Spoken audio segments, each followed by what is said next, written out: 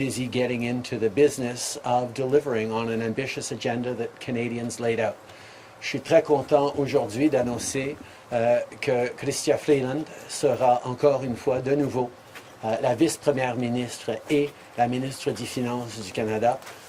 Nous avons beaucoup de pain sur la planche, alors nous allons nous mettre à travailler tout de suite pour livrer sur le plan ambitieux que les Canadiens ont choisi dans ces dernières élections. Nous allons faire l'assermentation du Conseil des ministres au mois d'octobre et nous allons ramener le Parlement à cet automne. Les dates exactes seront à finaliser dans les semaines à venir. I chose to make my first announcement a week after the election here at a vaccine clinic to emphasize that of all the different priorities we continue to have, getting through this COVID-19 crisis remains our very top priority. We're seeing right now in different places across the country significant struggles with this fourth wave, particularly in Alberta, and it looks increasingly like Saskatchewan as well. Our hearts go out to all folks who are dealing with extremely difficult situations because of this pandemic, because of this fourth wave. I can assure you that over the past week, officials at all levels of government have been engaged with their counterparts in Alberta and in Saskatchewan to offer any and all support we can offer, from equipment like ventilators that we've already begun sending out to human resources, whether it's Canadian Armed Forces or Canadian Red Cross, whether it's facilitating the offers from other provinces who've offered to send folks to support. We will be there to support people in Alberta and Saskatchewan and anywhere across the country where people are continuing to face the challenges around COVID. But of course, the way through this pandemic, everyone knows, is to ensure that as many people as possible get vaccinated. We're up over 80% of eligible Canadians having received both doses of a COVID-19 vaccine, which is great news, but there is more to do. Here in this vaccine clinic today, I was able, first of all, to thank the incredible frontline workers from Ottawa Public Health who really have stepped up, not just these days, but over the past 18 months to ensure that people are getting vaccinated. But I also had the opportunity to chat with some people who decided that it was finally time to get their first dose. And I thank them for it. And it's, there are a lot of different reasons people are deciding to get vaccinated after having been unsure for a number of months. And I'm just so pleased that they're doing that. It was a combination of I need it for work, I'm doing it for my kids, I want to get back to the things I care about. These are all good reasons, and we need people who still haven't been vaccinated to choose to get vaccinated. We have, as of a few months ago, received enough vaccines for everyone who's eligible in this country. So please step up and do what you need to do to keep yourself, your family, your community, and indeed our country safe. We know that getting vaccination rates up is the way to ensure not only we're keeping our loved ones safe, but we're keeping our health systems from getting overloaded. We're keeping away from having to do further lockdowns in our communities, and we're allowing our economy and normal life to get back as quickly as possible. La grande priorité demeure la vaccination pour tout le monde. C'est pour ça que je suis ici aujourd'hui à une clinique de vaccination ici à Ottawa pour encourager les gens de continuer de se faire vacciner et pour remercier ceux qui travaillent sur ces programmes de vaccination depuis des mois et rappeler aux gens que c'est avec la vaccination qu'on va passer à travers. C'est pour ça que je suis content d'annoncer que nos priorités en tant que gouvernement vont commencer avec 5 choses concrètes qu'on va faire pour la vaccination. Tout d'abord, nous avançons immédiatement sur le mandat pour les employés du gouvernement fédéral qui devront se faire vacciner. On aura des annonces dans les jours et les semaines à venir là-dessus. Deuxièmement, tout le monde de 12 ans et plus à bord d'un avion ou d'un train va devoir être vacciné. On avance là-dessus. Troisièmement, on va établir un système de certification de vaccination pour les déplacements à l'international pour s'assurer que les pays partenaires à travers le monde vont pouvoir reconnaître et accepter des preuves de vaccination canadiennes. Quatrièmement, comme promis, nous allons être là pour rembourser les provinces sur les dépenses qu'ils ont faites sur les certificats de vaccination. On sait que ces passeports vaccinaux sont essentiels pour un retour à la normale pour le plus grand nombre de personnes. Et donc, nous allons être là pour enlever les préoccupations financières des provinces pour ce programme-là. On va les rembourser pour cela. Et cinquièmement, on va préparer de la législation pour protéger nos travailleurs de la santé, pour s'assurer que quiconque harcèle ou intimide des travailleurs de la santé en fonction ou en route vers leur travail soit fasse face à des peines criminelles. Vaccination is and continues to be a huge priority for us as a government, and that's why we're going to be moving forward on 5 clear things, commitments we made during this election as our first priorities. First off, we're going to ensure that the federal public service is vaccinated. There is a clear requirement of vaccination for anyone who works for the federal government. Second, we're going to make sure in the coming weeks that anyone 12 or older who wants to get on a plane or a train be fully vaccinated. Third, we're going to work on continue work on establishing international proof of vaccination so that Canadians who are fully vaccinated, who want to travel overseas, are fully recognized in their vaccination status when they travel. Fourth, we're going to foot the bill for provinces and territories who have moved forward on proof of vaccination certificates or vaccine passports, because we know that encouraging people to get vaccinated and protecting those who have gotten vaccinated is the key way through this pandemic and out of it. And fifth, we're going to keep good on our word to protect our frontline health workers who have stepped up for us these past many months, and ensure that anyone who harasses or intimidates them is faced with criminal sanctions. That's a commitment we made during this campaign, and it's something that Canadians want to see. On top of that, we have many other priorities that we're going to be working on, whether it's completing the child care agreements with the provinces so that $10 a day child care is a reality as soon as possible right across the country, which is both great for families but also great for the economy and the recovery. We're going to be moving forward on 10 days paid sick leave for federally regulated areas and work with the provinces to make sure that they're stepping up on that in their jurisdictions as well. We're going to keep making sure that we're moving forward on housing and on supports for people on affordability and growing the economy. Nous allons continuer de nous concentrer sur l'économie, sur des places en garderie, sur l'aide au logement, sur les enjeux que je sais ont préoccupé énormément de Canadiens pendant cette élection. On va aussi se préparer pour la conférence à Glasgow sur les changements climatiques, où nous avons des plans extrêmement ambitieux à mettre en marche sur lesquels on s'est fait élire dans cette dernière élection. Nous allons continuer là-dessus. We're going to prepare to go to Glasgow for the COP26 on the environment with ambitious commitments and continue to improve our opportunities to create jobs and careers for people in a greener, cleaner economy as Canada transforms its approach, and we support workers through that transformation. And finally, this week, we will be marking the very first National Day of Truth and Reconciliation.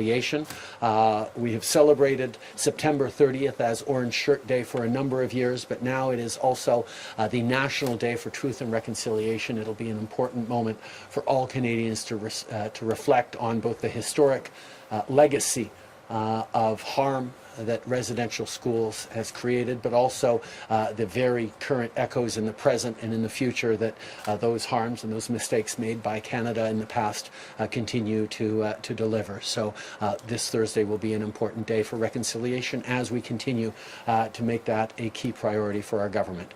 Lots to do, lots of work ahead, but I'm very excited about it and very excited about getting back to work this past week alongside Christia and to come an extraordinary team of Liberal ministers and MPs. Merci beaucoup. Je suis content de prendre vos questions maintenant. Merci beaucoup, Monsieur le Premier ministre. On va commencer la période de questions avec David Cochrane from CBC News. Hi, Prime Minister. The cabinet that you'll be swearing in October, you have a net loss of 4 women cabinet ministers after this election. 3 were defeated and Catherine McKenna didn't seek re-election. Are you still committed to a gender equal cabinet, and would you drop men to make that happen or grow the size of your cabinet to allow for the new math? One of the challenges that we always have as a Liberal Party in forming government is there are amazing, extraordinary candidates who get elected right across the country, and I will be seeking, as I always do, to ensure that there is a proper regional distribution, that there is a range of skills and diversity around the table, but it is a base starting point that we have gender parity in any cabinet I put together. Bonjour, M. Trudeau, Christian Noël de Radio-Canada. Maintenant que les Michaels sont au pays, plusieurs disent que c'est le temps de durcir le ton sur la Chine. Si on regarde Huawei, tous nos alliés l'ont banni, sauf nous. Je ne peux pas croire qu'il y a encore des études à faire au Canada sur la question. Allez-vous prendre vos responsabilités, nous dire à quel moment vous allez bannir Huawei ou prendre une décision à ce sujet-là? Ben, tout d'abord, effectivement, c'est une très, très bonne nouvelle de revoir Michael Kovrig et Michael Spavor au Canada. On a travaillé de façon extrêmement ardue sur cet enjeu-là depuis des années et on doit remercier nos alliés, nos partenaires à travers le monde qui sont restés solidaires, pas juste des Canadiens, mais de ces 2 Canadiens-là. Évidemment, on a maintenant des réflexions à faire par rapport à nos relations avec la Chine et avec le monde, y compris la question sur Huawei. Et on va prendre la décision en bonne et due forme pendant qu'on est en train de travailler sur le plan pour le prochain mandat. Okay. Obviously, it's very good news that the Michaels have been returned to Canada, and I want to thank all the incredible public servants and diplomats and officials who worked unbelievably hard to get to this moment, as well as thanking our partners and allies around the world who stood strongly in solidarity with Canada and specifically with these 2 Canadians. Obviously, as we develop our plan for governing, as we pull together our positioning, this will have an impact, and we look forward to sharing a decision on many different issues, including on telecommunications and Huawei in the coming weeks. Next question. Prime Minister, you spoke about all the work that went into freeing the 2 Michaels, the personal gratification you felt in meeting them in real life. So why was the government successful in freeing the 2 Michaels, yet unsuccessful in the case of Hussein Shalil, the Uyghur human rights activist who's been detained in China for about 15 years? There is always more to do. As a government, we have continued to stand up for human rights around the world, and we will continue to stand up for human rights around the world. I think in the case of the Michaels, the challenge of their detention for political reasons was something that galvanized both public opinion in Canada and around the world, and we were able to demonstrate that we are a country of the rule of law, and we never flinched on applying the fundamental rules of our justice system, of our approach on that, and we will continue to advocate for people who are wrongly imprisoned around the world, as we have for many years, as we will continue to. Prochaine question. Bonjour, Raymond Filion de TVA. Je voudrais revenir sur le résultat de l'élection. Un autre gouvernement minoritaire, parlement presque identique à celui que vous avez fait dissoudre au mois d'août. Bien, les Canadiens regardent ça et se disent que ça a été une perte de temps et un gaspillage de 615 millions de dollars. Est-ce que vous regrettez, M. Trudeau? Non, pas du tout. Parce que, justement, les discussions, les débats qu'on a eus pendant cette élection ont démontré que les Canadiens ont choisi un gouvernement extrêmement ambitieux. On a un mandat pour aller encore plus fort, encore plus vite, pour contrer les changements climatiques et transformer notre économie. On va pouvoir continuer à avancer sur les places en garderie et les garderies à 10 $ à travers le pays. On va continuer d'investir pour bâtir un pays plus vert, une économie plus forte, plus innovatrice. On a démontré notre engagement par rapport à la réconciliation d'en faire encore plus. Et à dire la vérité, j'ai vraiment hâte d'entreprendre toute l'ambition dont les Canadiens nous ont fait part pendant cette élection pour aller encore plus vite, encore plus loin sur les grandes priorités des Canadiens. I think it is very clear from the debates during this election and from the mandate given by Canadians that we get to move even stronger, even faster on the big things that Canadians really want. This election mattered, and the choice Canadians made to go even further and even faster on the fight against climate change, to go even stronger on reconciliation, including on economic reconciliation and creating opportunities for Indigenous peoples across this country, even as we deliver on things like drinking water and new schools, even as we move forward more ambitiously to support families with things like $10 a day childcare across the country. We're also going to be investing in the economy. I'm really excited about all the things that we're going to get to do as a parliament and as a government in the coming years. And I think Canadians see that this election was really important, not just for how we finish with COVID and the vaccination commitments that we've made, including today, but how we're going to build back a stronger future for everyone, which is the work we're going to get doing. Next question. Rika Walsh with the Globe and Mail. Prime Minister, do you intend to make any changes to the senior ranks of your office, particularly for the people who recommended that you call the election? What we saw during this election was really big issues debated by Canadians, very different perspectives on how to move the country forward, and the decision Canadians ended up making sees us in government able to deliver on exactly those commitments around climate change, around supporting families, around affordability, around growing the economy, around reconciliation. I'm excited about doing that, and of course, as we renew our team to move forward, whether it's around cabinet or around staff. There are a lot of great people coming on board. There are a lot of great people going to be continuing that work. Prochaine question. Boris Proulx du Devoir. Monsieur Trudeau, je note que vous n'avez pas noté de date de retour au Parlement. Et de manière plus générale, les électeurs vous ont donné un mandat minoritaire. Est-ce que ça change quelque chose dans votre façon de gouverner si on ne veut pas se retrouver en élection très bientôt? Je pense que c'est très, très clair que les Canadiens ne s'attendent pas à se retrouver en élection bientôt. Nous avons vu que la grande majorité des Canadiens sont en faveur de plus d'actions pour contrer les changements climatiques, de plus d'efforts pour assurer que le coût de la vie soit abordable, de lutter contre la crise du logement, d'aider avec des places en garderie, de continuer nos ambitions sur la réconciliation. Et nous allons travailler ensemble avec d'autres partenaires dans la Chambre pour livrer, parce que je sais qu'il n'y a pas un politicien à Ottawa qui pense que les Canadiens voudraient des élections bientôt. Donc nous allons travailler ensemble et nous allons livrer pour les Canadiens. Next question. Althea Raj, the Toronto Star. You did not win as many votes as Mr. O'Toole. This is now the second election where another political party actually wins more votes than you. You've spoken about reaching out to my colleague in French about the other opposition parties who are ideologically aligned with you. But is there a message that you have taken from this last election on the fact that more people voted for Erin O'Toole, and perhaps the fact that 800,000 Canadians voted for the PPC? And how might that change the way you govern?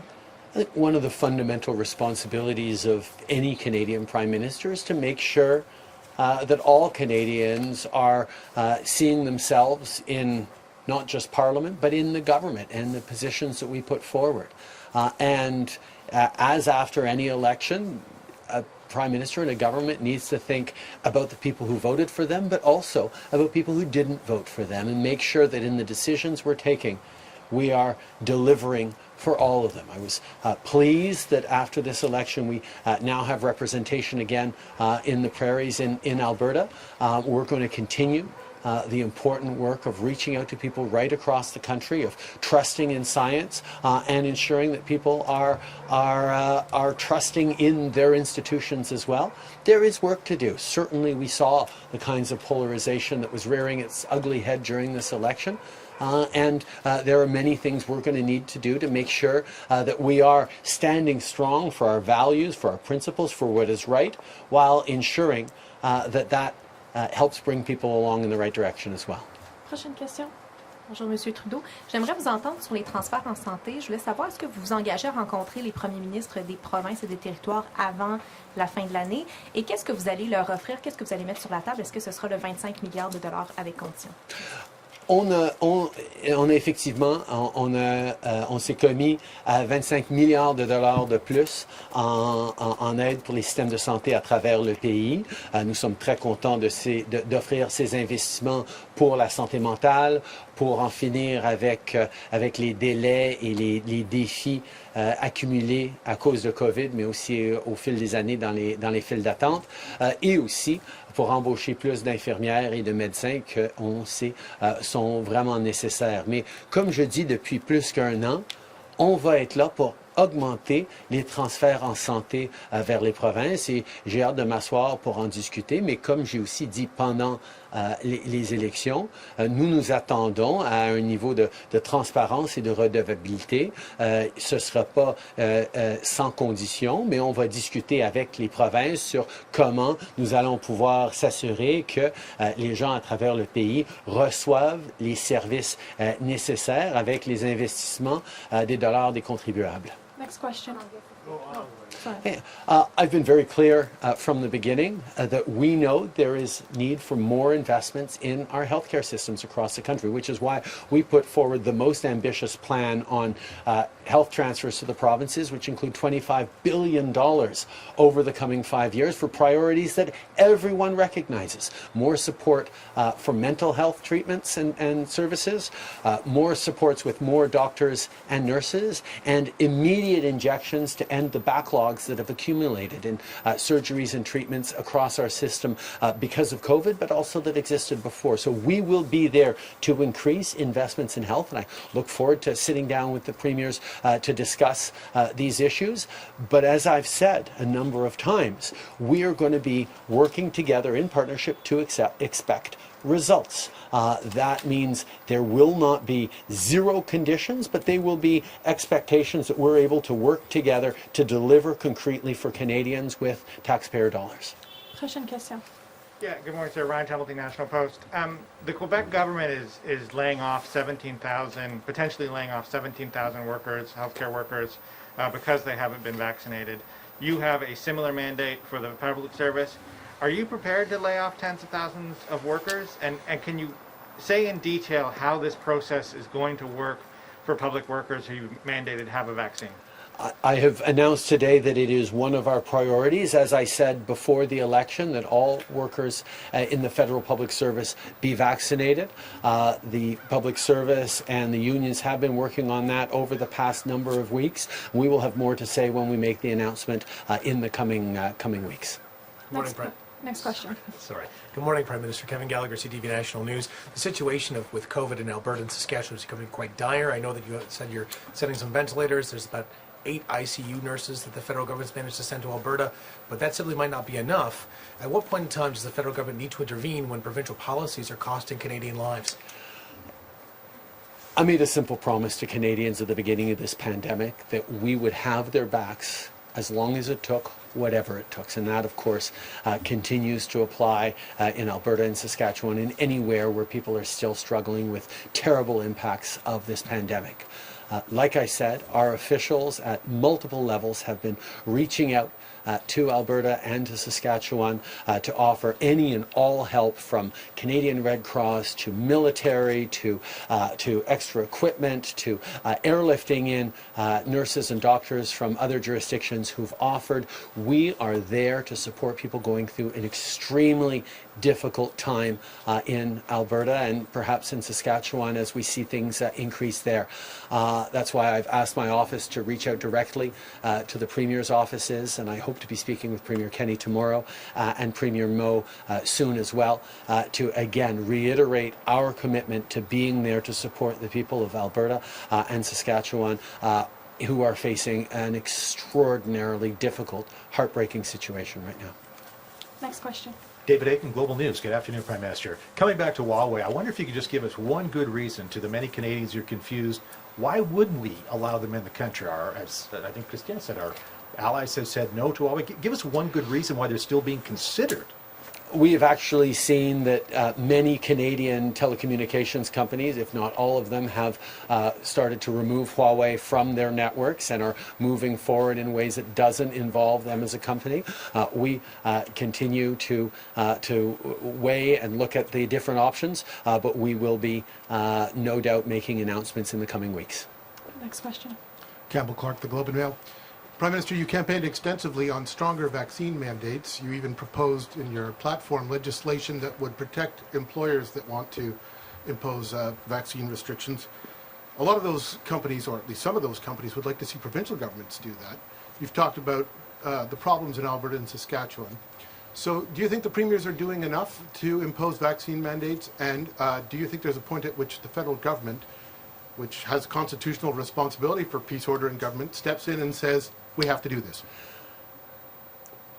Campbell, I've been asked variations of that question from the very beginning of the pandemic, when provincial governments made various decisions that were different one to the other.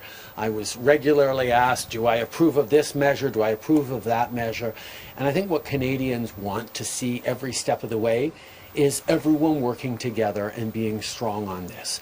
For example, on the vaccine certification, proof of vaccine passports, the federal government isn't there to impose on provincial governments what they have to do, what they need to do, but we've removed one of the big barriers and saying, we'll foot the bill for it as you want to move forward. And that has encouraged many provinces to move forward with proof of vaccine certifications.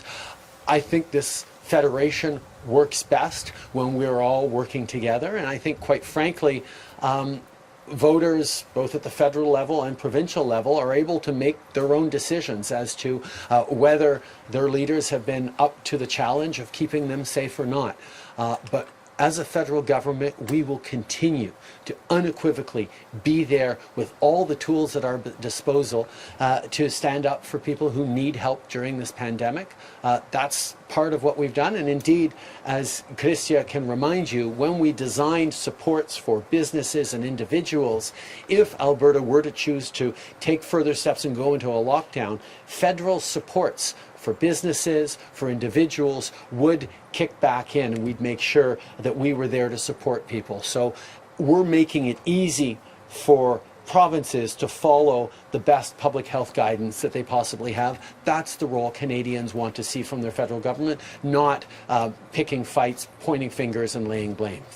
Prochaine question. À propos de la vaccination obligatoire pour les fonctionnaires fédéraux, par exemple. Comment ça va fonctionner tout ça? Est-ce qu'ils devront montrer une preuve vaccinale ou leur parole, ce sera suffisant?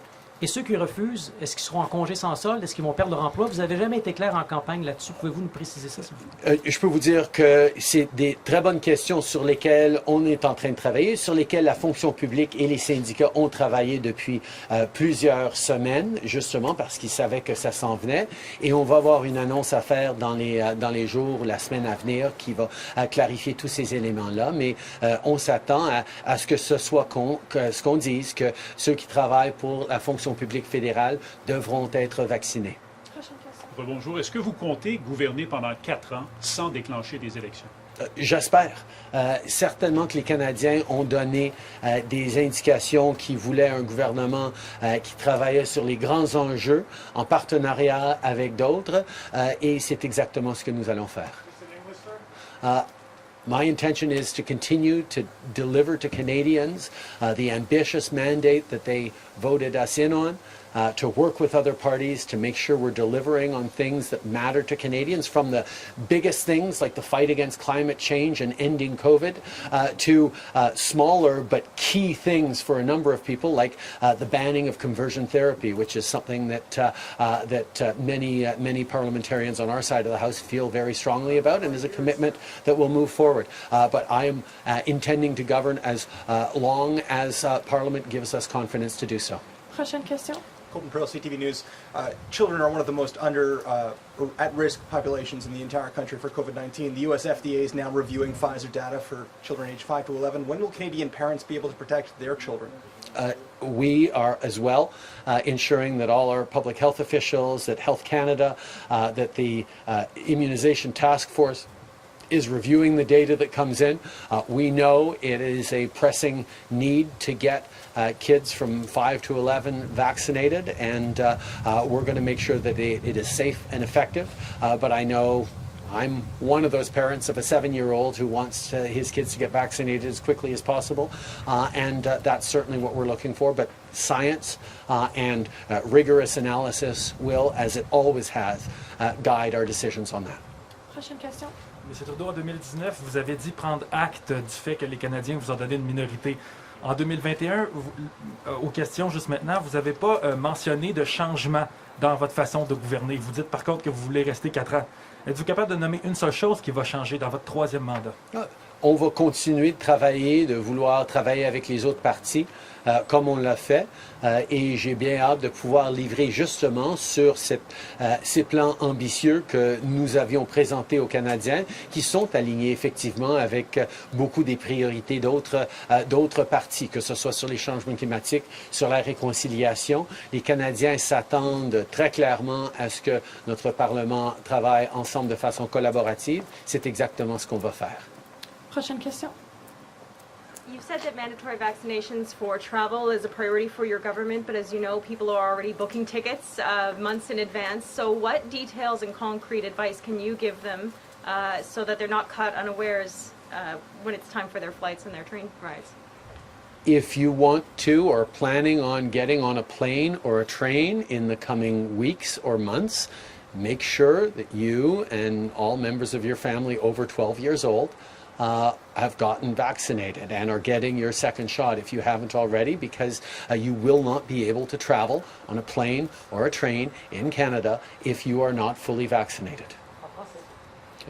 J'ai été très clair là-dessus depuis des semaines et des semaines que nous allons exiger que quiconque embarque dans un avion ou dans un train au Canada soient pleinement vaccinés. Alors, si les gens ont fait des plans pour aller en vacances ou pour aller voir leurs proches de l'autre côté du pays dans plusieurs semaines, ils doivent s'assurer qu'ils soient pleinement vaccinés.